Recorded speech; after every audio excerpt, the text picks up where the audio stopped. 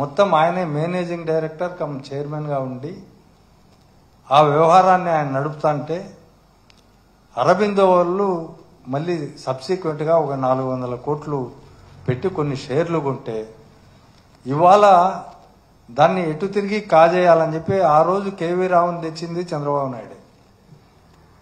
ఈరోజు దాన్ని అంతా హస్తగతం చేసుకునే ఉద్దేశంతో పదే పదే కాకినాడ పోర్టు పైన విష ప్రచారం చేస్తూ జగన్ గారికి ఆపాదిస్తున్నారు వాళ్ళు. అవన్నీ గన్ను పెట్టు పోర్టు పెట్టు.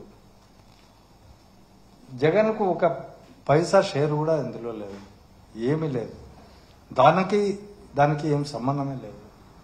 గన్ను గురి పెట్టి పోర్టు కొట్టేశారని నిస్సిగ్గుగా పైన తెలుగుదేశం పార్టీ దీంతోనే వాళ్ళు వేశారు.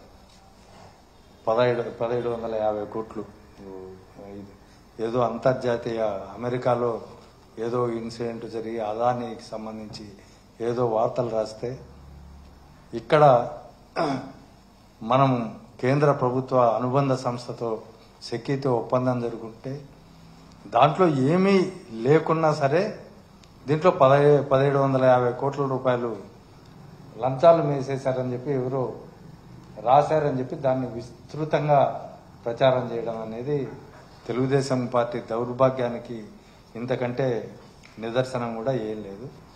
ఇట్లాంటివి చాలా ఉన్నాయి.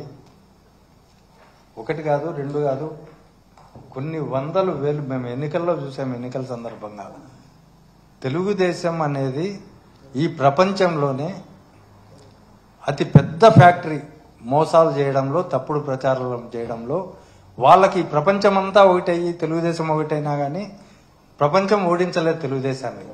అలాంటి దుష్ప్రచారాలు చేయడంలో వీళ్లకు ఉన్నంత సాధన సంపత్తి ఏ పార్టీకి కూడా లేదు.